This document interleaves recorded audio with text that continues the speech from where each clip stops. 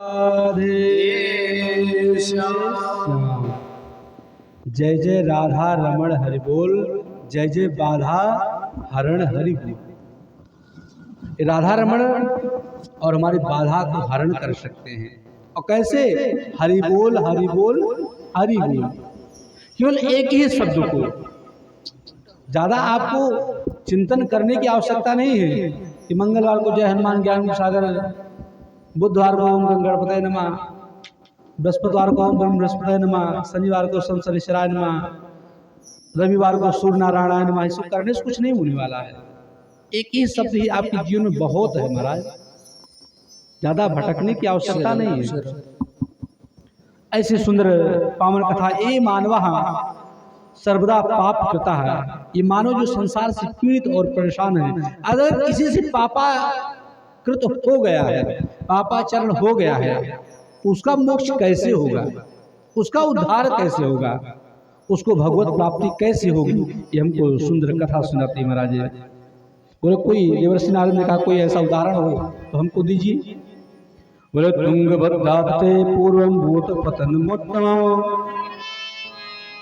एक तुंगभद्रा नदी का तट था महाराज, जो बहुत ही सुंदर तट था।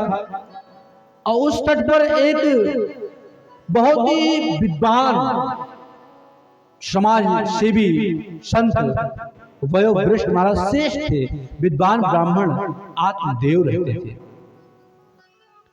आत्मदेव कौन थे? ब्राह्मण थे, विद्वान थे, निष्ठावान थे और बहुत सुंदर थे महाराज। लेकिन उनकी धर्म पत्नी, उनका नाम था धुंधुली। बिल्कुल विपरीत महाराज, जैसे बेचारे विद्वान थे और धुंधुली उतना ही क्रूर। अगर महाराज दो चार पड़ोसी से झगड़ा जब तक ना कर ले तब तक पेट में पानी भी महाराज नहीं पचता था। ऐसी पत्नी उनको मिल गई। भगवान की कृपा से सबको अच्छी पत्नी मिले अथवा अच्छा परिवार मिले, तो दोनों का समन्वय है। या तो दोनों आस्तिक रहे या तो दोनों नास्तिक रहे महाराज, तो काम चल जाएगा, कोई दिक्कत नहीं है। पता लगे एक आस्तिक एक नास्तिक, एक खींच रहा पूरब एक खींच रहा पश्चिम, तब तो महाराज जीव डूब जाएगा बीच में, नैया पार नहीं हो पाएंगे। इसलिए अगर आस्तिक रहे तो दोनों आस्तिक, और नास्तिक रहे तो दोनों नास्तिक रहे, तो भी काम चल जाएगा। लेकिन भगवान ने तो बराबर दी महाराज। ये भगवान से ही प्रार्थना और सबके लिए यही और होना भी चाहिए। हालांकि आप लोग सज्जन हैं, ये आपको भी नहीं कहा जा रहा है, ये मैं आपको बता रहा हूं। आप लोग तो श्रेष्ठ ही है, आप में कोई ऐसा नहीं है। वो बेचारे बड़े विद्वान थे, लेकिन उनकी पत्नी का नाम क्या था? धुंधुली देवी।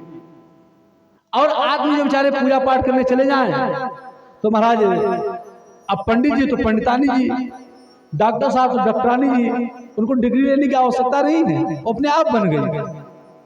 मास्टर साहब तो मास्टरानी जी, उनकी तो उपाधि मिली मिलाई महाराज, उनको बनाने की आवश्यकता नहीं है।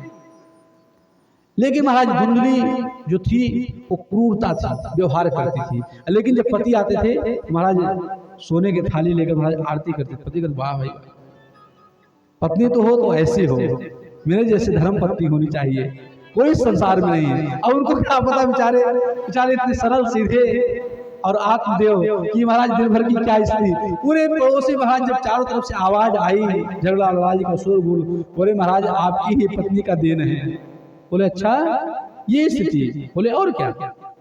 और फिर भी महाराज चलो कोई बात नहीं, प्रेम पूर्वक पंडित जी निवास करते थे, रहन सहन चलता रहा। लेकिन उनके मन में थोड़ा ग्लानि होने लगी।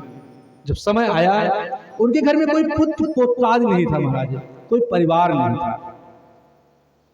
तो बोले कि आप यहाँ ये जो तुलसी के बिरवा है ये भी सूख जाता है, एक गैया बधी हुई उसकी भी कोई बच्चा नहीं है महाराज। क्यों? क्योंकि आपके कोई पुत्र नहीं है ना, आपकी जो पुत्र है वो परेशान है, पितृ लोग आपके खुश नहीं है, इसलिए आपके घर में अशांतियां हैं।